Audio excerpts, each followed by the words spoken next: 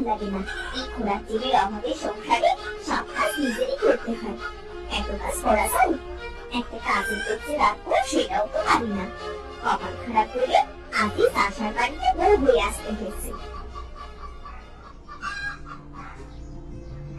মা, ও মা। আরে কি কি হয়েছে? হ্যাঁ, দেখছিস না কাজ করছি? কাজের মধ্যে শুধু টাকা রাখি।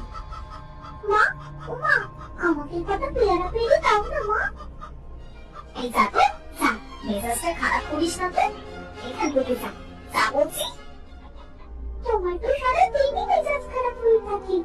এটা চালিয়ে দেখো। কি হয়, তুমি পেয়ারা পেরে দিতে? তুই যাবি এখান থেকে, না হলে এমন মার দেবো না। নিজের জানায় বাজি না, উনি এসেছেন পেয়ারা খেতে। যা, গিয়ে তোর বাবাকে বল, তোর জন্য 10টা সিজা করে রাখতে, তারাই তোর জন্য পেয়ারা পেরে দেবে।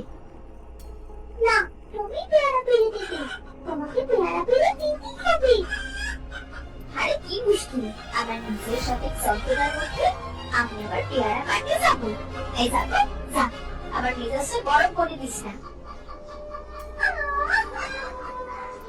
আরে কি মুশকিলে পড়া গেল তো, আমার দেখি ভাড়াই করে কাঁপছে। তুই থামবি নাকি মা খাবি?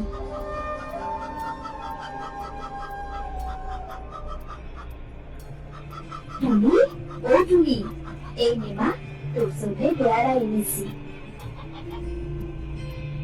তুমি অনেক ভালো কাকিমা। মা দেখেছো, কাকিমা আমার জন্য পেয়ারা নিয়ে এসেছি।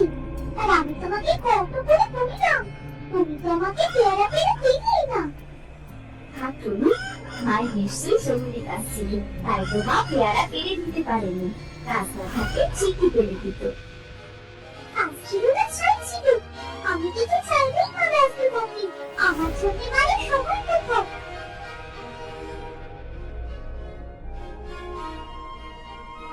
দিদি তো আমার মেয়েটাকে আমার বিরক্তি খেপিয়ে দিবি। তুই রেগে যাচ্ছিস কেন ছোট? আমি তো শুধু টুনিকে বোঝাচ্ছিলাম। বোঝাচ্ছিলে না মিশাচ্ছিলে, সেটা আমি ভালো করেই দেখেছি। আমি পেয়ারা নিতে পারছিলাম না, এই সুযোগ বুঝে তুমি ঠিক পেয়ারা নিয়ে যে।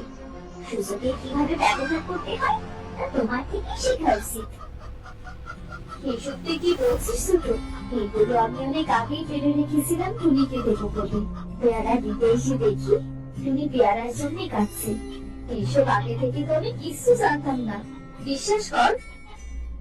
থাক থাক, হয়েছে হয়েছে, এখন আর ভালো শাস্তি হবে না। নিজে তো ছেলে পুলে নেই, এখন আমার মেয়েটার মাথা খাওয়া হচ্ছে। শোনো, কোনো দাম হবে না, বুঝেছো? আমার মেয়েটাকে মিথ্যে আদর দেখিয়ে ভেবেছো আমার বিরুদ্ধে খেপিয়ে কিন্তু আমি সেটা কখনোই হতে দেব না। ছোট, এইসব তুই বলছিস কি? যা বলছিস তা বুঝে শুনে বলছিস তো? আমার নিজের ছেলে মেয়ে নেই, তাই টুনিকে নিজের মেয়ে মনে করি। আমার ভালোবাসা মিথ্যা না, আমার ভালোবাসায় কোনো ভাগ নেই। আর আমি কখনো চাই না তুই তোর কাছ থেকে দূরে সরে যাক। হ্যাঁ হ্যাঁ, বুঝতে পেরেছি। তুমি কি চাও না চাও সেটা আমি খুব ভালো মতোই বুঝেছি। আমার কানে করতে করাতে হবে না। আমি মনে হয় দুধের শিশু, কিছু যেন বুঝি না। সব সব সৃষ্টিকর্তা, আজও বুঝুক না বুঝুক, তুমি তো বুঝো আমার মনের কথা। তুমি তো জানো আমার মনে কি আছে। আমি টুনিকে কত ভালোবাসি সেটা তো তুমি জানো।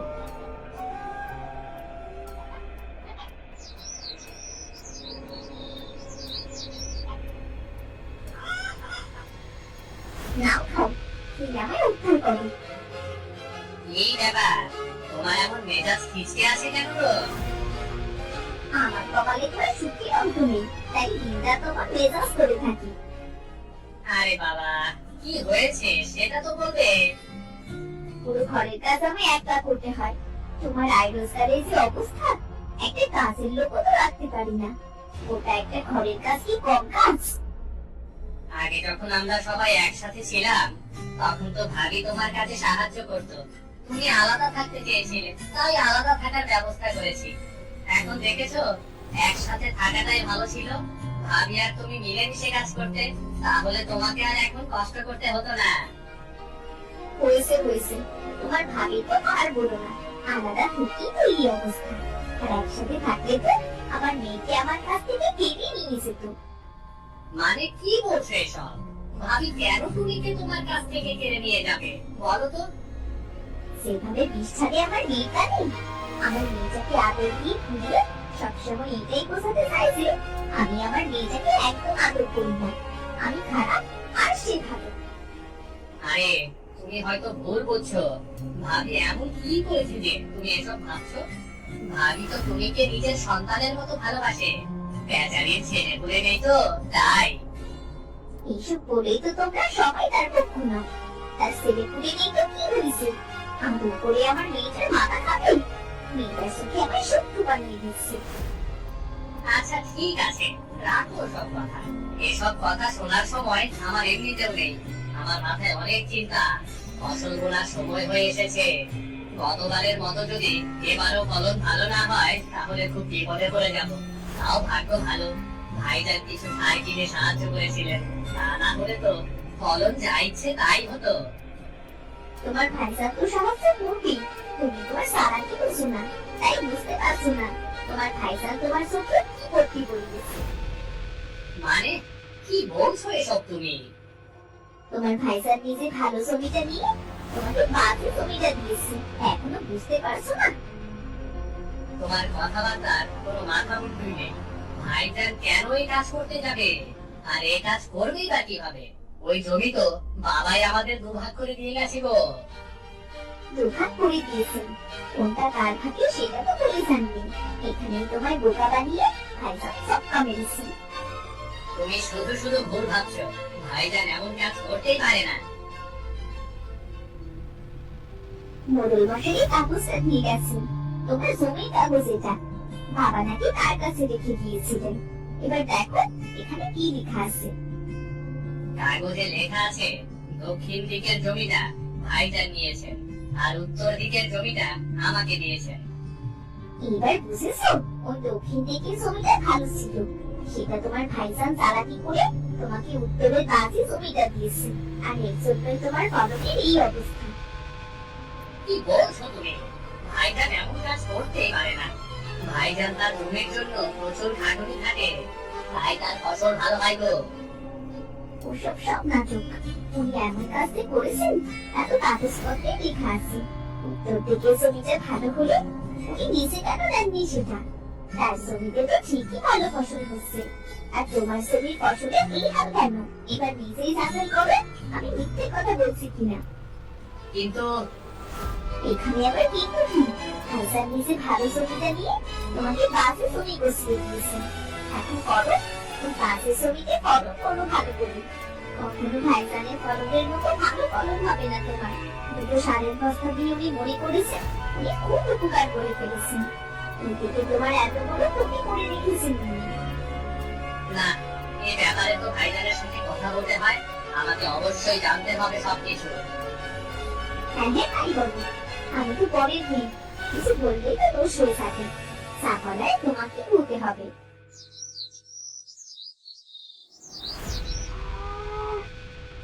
দেখো তো আলেয়া, টুনির জন্যই জামাটা এনেছি। কেমন হয়েছে? টুনির কি পছন্দ হবে? কই দেখি দেখি কেমন জামা এনেছো। এইটা তো একটা নীল জামা, কিন্তু টুনি তো বলেছিল লাল জামা আনতে। আচ্ছা তাই নাকি? তাহলে ভুল হয়ে গেছে মনে হয়। আর এই যে টুনির জন্য চুড়িও এনেছি গো। লাল চুড়ি এনেছো? কিন্তু টুনি তো বলেছিল লাল চুড়ি আনতে। আমি নিজেই তো ডজন খানেক কিনে দিয়েছি। না, তোমাকে নিয়ে আর পারা গেল না। বলি এই যা করো তো ওটা করো না। যাকে জালালের জমির জন্য লাল শাকের ভালো বীজ খুঁজে পেয়েছো, নাকি সেটাও ভুলে গেছো? না না, সেটা মনে আছে। ভালো বীজ আমি ঠিকই খুঁজে বের করেছি। যাক, তাও তো একটা কাজ ঠিক মতো করেছো। ওর জমির জন্য ভালো বীজ আর সারের ব্যবস্থা করতে হবে, তা না হলে। আরে ছোট তোরা, হঠাৎ এই সময়? বস বস। জালাল, জমিলাকে নিয়ে এসেছিস ভালো হয়েছে। জমিলা, আমি টুনির জন্য নতুন জামা চুড়ি এনেছি। একবার তুমি দেখো তো কেমন হয়েছে। আমার মন বলছে নিশ্চয়ই পছন্দ হবে। চুপ করো তো, একে তো ভুলভাল রঙের জামা চুরিয়ে এনেছো, আবার বক বক করে ওদের মাথা ফুরিয়ে দিচ্ছো। ওরা কি বলতে এসেছে সেটা তো শোনো আগে। ছোট, বসতো না। না ভাবি, আমরা বসবো না। আমরা একটা জরুরি ব্যাপার নিয়ে আলাপ করতে এসেছি। কি জরুরি ব্যাপার শুনি? ওই বলো, ভাইজানকে কি বলতে এসেছো? ইয়ে, মানে ভাইজান, কাগজে দেখলাম তুমি দক্ষিণ দিকের জমিটা নিয়েছো আর আমাকে উত্তর দিকের জমিটা দিয়েছো, কিন্তু কেন ভাইজান? আমাকে দক্ষিণ দিকের জমিটা কেন দাওনি তুমি? আরে জ্বালা, শোন, সত্যি কথা হচ্ছে দক্ষিণ দিকের জমিটা ভালো না, উত্তর দিকের জমিটা ভালো। বাবা আমাকে বলে গিয়েছিলেন, আমি ভালো জমিটাই তোকে দিয়েছি রে। শুধু শুধু মিথ্যা কথা কেন বলছো ভাইজান? আমি মিথ্যা বলছি? আমি? তুই এসব কি বলছিস ভাই? মিথ্যা না তো কি? উত্তর দিকের জমিটা ভালো হলে আমার ফলন ভালো হয় না কেন? আর তোমার জমিতে সব সময় ভালো ফলন হয়, এর কারণটা কি তুমি আমাকে বলো তো? বলো তুমি আমাকে। আরে বোকা, কারণ আমি অমানসিক পরিশ্রম করে দক্ষিণ দিকের জমিটাকে এই পর্যায়ে এনেছি, তাই এই জমিতে এখন ভালো ফলন হচ্ছে। আর তুই সেভাবে পরিশ্রম করিস না, আমি সেটা জানি। তোর যা ফলন হয় সেটা তোর জমির মাটির গুণে হয় রে। আমি অত শত বুঝি না। উত্তর দিকের জমি যদি এতই ভালো হয় তাহলে সেটা তুমি নাও, আমাকে দক্ষিণ দিকের জমিটা দিয়ে দাও, তাহলেই তো হয়ে যায়। জালাল, তুই বুঝতে পারছিস না রে জালাল, তুই বুঝতে পারছিস না। আরে আমি কিছুই বুঝতে চাই না, আমার দক্ষিণ দিকের জমিটা চাই। আমাকে দক্ষিণ দিকের জমিটা দিয়ে তুমি উত্তর দিকের জমিটা নেবে। কই গো জামিলা, কোথায় তুমি? বাজারে দেখা দাও, জলদি বাজারে যেতে হবে গো, বেলা হয়ে গেল। তাজা মাছ পাবো না বেলা হয়ে গেলে। এই নাও তোমার বাজারের ব্যাগ। আর ভালো দেখে মাছ নিয়ে আসবে কিন্তু। আনবো আনবো, তুমি কোনো চিন্তাই করো না, আজ দেখে শুনে ভালো মাছই নিয়ে আসবো গো। আরে মোড়ল সাহেব যে, আসুন আসুন, বসুন বসুন। আমি বসতে আছি, আমি একটা জিনিস দিতে এসেছি তোমার, এই যে নাও। এটা কি? দুলাল আমার কাছে দিয়েছে, বলেছে তোমাকে দিতে। ওরা স্বামী স্ত্রী মিলে কোথায় গেল বলো তো? দুজনকে দেখে মনে হলো ওরা যেন অনেক দিনের জন্য কোথাও চলে যাচ্ছে। কি বলছেন বড় সাহেব? ভাইজান ভাবি চলে গেছেন? হ্যাঁ, কোথায় গেছেন? সে কি কথা, তুমি দুলালের ভাই হয়ে তুমি সেটা জানো না, আর তুমি আমাকে বলছো দুলাল কোথায় গেছে? না তো, আমি তো জানি না, ভাইজান আমাকে কিচ্ছু বলে যাননি। জালাল, আমরা চলে যাচ্ছি, আমার দক্ষিণ দিকের জমিটা তোকে দিয়ে গেলাম, ভালো থাকিস। ভাইজান আমাকে দক্ষিণ দিকের জমিটা লিখে দিয়ে চলে গেছে? আরে তাহলে তো ভালোই হয়েছে, আমাদের কপাল এমনিতেই খুলে গেল। দুটো জমি তাহলে তোমার, তোমাকে তো ছেড়ে খুলে নেই, আর কতই বা লোক ঠকাবে। তাই হয়তো তোমাকে জমিটা দিয়ে উনি চলে গেছেন। আমরা এক কাজ করবো, তোমার উত্তরের জমিটা বিক্রি করে দিয়ে তার দিয়ে দক্ষিণের ভালো জমিতে ফসল চাষ করবো। কি বলো? কি বললে তোমরা? উত্তর দিকের জমিটা বিক্রি করে দেবে? করো করো, ওটা বিক্রি করলে আমি কিনে নেব। এত ভালো জমি হাতছাড়া করা কোনোভাবেই যাবে না। ভালো জমি মানে কি বলছেন? আমরা তো জানি দক্ষিণ দিকের জমিটা ভালো। আরে না না, কি বলছো? ওই জমিটা ভালো না, সে তো দুলাল অনেক বেশি পরিশ্রম করেছিল বলেই জমিটায় ভালো ফলন হচ্ছিল। ভালো হচ্ছে উত্তর দিকের জমিটা। তোমার বাবা তো ভাগ করে তোমাকে দক্ষিণ দিকের জমিটা দিতে চেয়েছিল, কিন্তু তোমার ভাই দুলাল চেয়েছিল তুমি ভালো জমিটা পাও, তার কথাতেই উত্তর দিকের জমিটা তোমাকে দেওয়া হয়েছিল গো। কি বলছেন আপনি? আর আমরা কিনা না জানি কি ভেবেছিলাম। বুঝলে জালাল, দুলালের মতো ভাই হয় না, সে সব সময় এটাই ভাবতো কি করে তোমার ভালো হবে।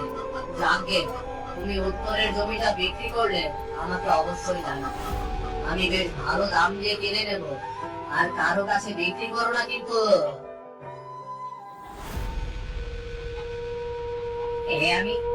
আমি কি করেছি?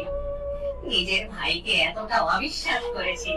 ভাইজান না জানি মনে কত কষ্ট পেয়ে চলে গেছেন। আমি আমি যা করেছি তার ক্ষমার অযোগ্য অপরাধ। আরে অত ভাবছো কেন? জমিটি ওনারা করবেনই নাকি? ওনাদের কি আর ছেলে পুলে আছে? তোমাকে দিয়ে গেছে, এখন তুমি কাজে লাগাতে পারবে। আমার তো খুব খুশি লাগছে জানো। চুপ করো কান্নাগিনি। আজ তোমার জন্যই আমি আমার আপন ভাইকে হারিয়েছি। বিষ আসলে ভাবির মনে ছিল না, বিষ ছিল তোমার মনে। মানে কি বলছো কি তুমি এসব? আমার মনে বিষ থাকবে কেন? আমি তো শুধু তোমার সংসারের ভালো চেয়েছিলাম। চুপ করো। আপন জনদের দূরে সরিয়ে দিয়ে তুমি সংসারের ভালো চেয়েছিলে, তাই না? তোমার মন মানসিকতা যে কত জঘন্য আমি এখন সেটা ভালো মতোই বুঝতে পেরেছি। ভাইজান ভাবি আমাদের কত ভালোবাসতেন, আর তুমি তুমি তাদেরকে কত অপমান করেছো। আমি আমি আমি পর্যন্ত তাদের তাদের সাথে আমি খারাপ ব্যবহার করেছি। আমি আসলে বুঝতে পারিনি। আমি ভেবেছিলাম ওনারা নিজেই স্বার্থের জন্য আমাদের ব্যবহার করেছেন। যে স্বভাবে যেমন সে অন্য কেউ তাই মনে করে। এখন দেখেছো তো কে স্বার্থপর? না, যেখানে আমার ভাই ভাবি নেই সেখানে আমিও থাকবো না, আমিও চলে যাব। ওগো, ওগো, তুমি আমাদের ফিরে যেও না। আমাদের কি হবে এখন? শুনি কি হবে? আমরা তোমাকে ছেড়ে কি করে থাকবো বলো? তোমার কাছে তো মানুষের কোনো মূল্যই নেই। আমি না থাকলেও তোমার কিছু যায় আসে না, তুমি ঠিকই ভালো থাকবে। কিন্তু যে জায়গা থেকে আমার ভাইজান আর ভাবি চলে গেছে সেই জায়গায় আমি কিছুতেই থাকতে পারবো না। আমার ভাইজান আর ভাবিও আমার আপনজন, তাদের ছেড়ে আমি কি করে থাকবো? আমাকে যেতে দাও জামিলা, আমাকে যেতে দাও। তুমি যেও না। তুমি চলে গেলে আমাদের কি হবে? আমি আমি কথা দিচ্ছি, আমি যেখান থেকে পারি ভাইজানের ভাবিকে খুঁজে নিয়ে আসবো। তাদের কোনো অযত্ন হতে দেব না। এখন আর সে সুযোগ নেই। ভাইজান ভাবি এখানে আর আসবেন না, কখনোই আর আসবেন না। আমি আমার ভাইজানের অভিমান জানি, আমাকে যেতে দাও জামিলা। না না, তুমি যেও না। শোনো, আমার কথা তো শোনো।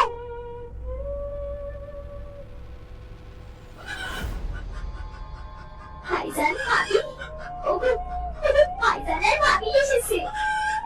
ভাইজান ভাবি, তোমরা কোথায় গিয়েছিলে? কোথায় গিয়েছিলে তোমরা?